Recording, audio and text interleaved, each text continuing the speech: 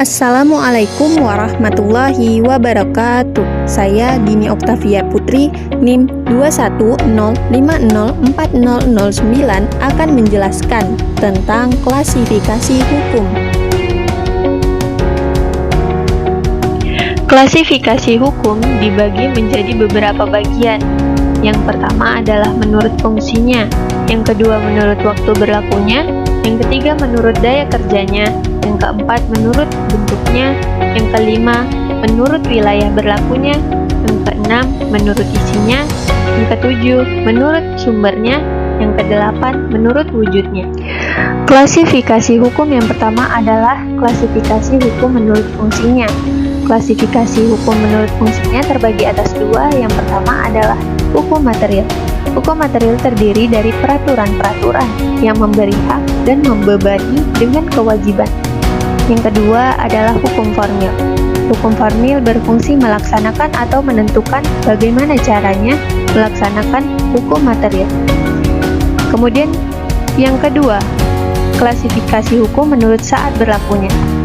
Klasifikasi hukum pada saat berlakunya terbagi atas dua, yaitu ius constitutum, yaitu hukum yang telah ditetapkan atau hukum yang berlaku sekarang atau lazim disebut dengan hukum positif.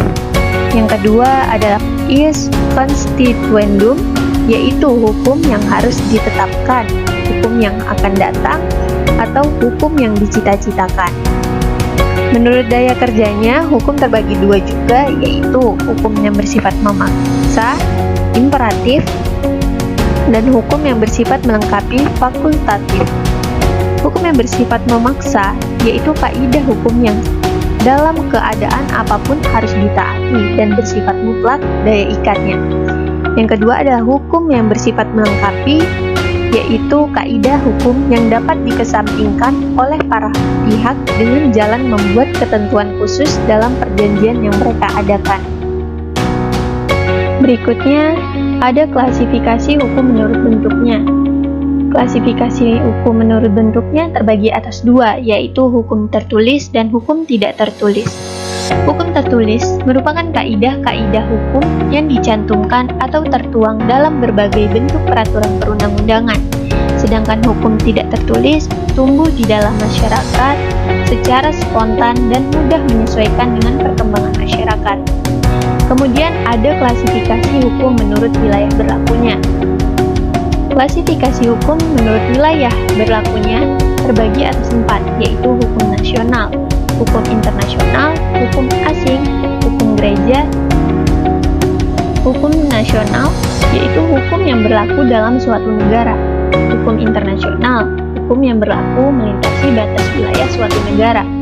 Hukum asing adalah hukum yang berlaku dalam negara lain, sedangkan hukum gereja merupakan hukum yang ditetapkan gereja untuk para anggotanya.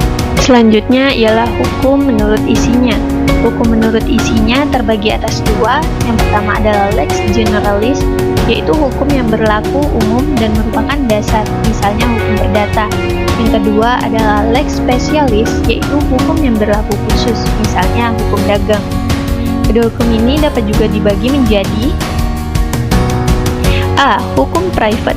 Hukum private yang berkaitan dengan kepentingan individu seperti hukum bisnis, hukum perdata, hukum acara perdata. B. Hukum publik. Hukum yang berkaitan dengan fungsi negara seperti hukum tata negara, hukum administrasi negara, hukum pidana, dan hukum acara pidana. Kemudian ada klasifikasi hukum menurut sumbernya. Klasifikasi hukum menurut sumbernya terbagi atas 5, yaitu hukum undang-undang, hukum yang tercantum dalam peraturan perundang-undangan. Yang kedua adalah hukum adat. Hukum adat adalah hukum yang diambil dari peraturan-peraturan adat. Yang ketiga adalah hukum jurisprudensi, yaitu hukum yang terbentuk dari putusan pengadilan. Yang keempat adalah hukum traktat, yaitu hukum yang ditetapkan oleh hukum internasional melalui perjanjian internasional. Dan yang kelima adalah hukum doktrin, adalah hukum yang berasal dari pendapat para ahli. Yang terakhir adalah klasifikasi hukum menurut wujudnya. Klasifikasi hukum menurut wujudnya terbagi atas dua, yaitu hukum objektif dan hukum subjektif. Hukum objektif sendiri adalah hukum dalam suatu negara yang berlaku umum, sedangkan hukum subjektif adalah hukum yang timbul dari hukum objektif dan berlaku terhadap seseorang tertentu. Namun, klasifikasi hukum menurut wujudnya ini jarang digunakan. Demikianlah penjelasan mengenai klasifikasi hukum dari saya. Terlebih kurang saya mohon maaf. Saya ucapkan wabillahi taufiq walhidayah. Wassalamualaikum warahmatullahi wabarakatuh. Terima kasih.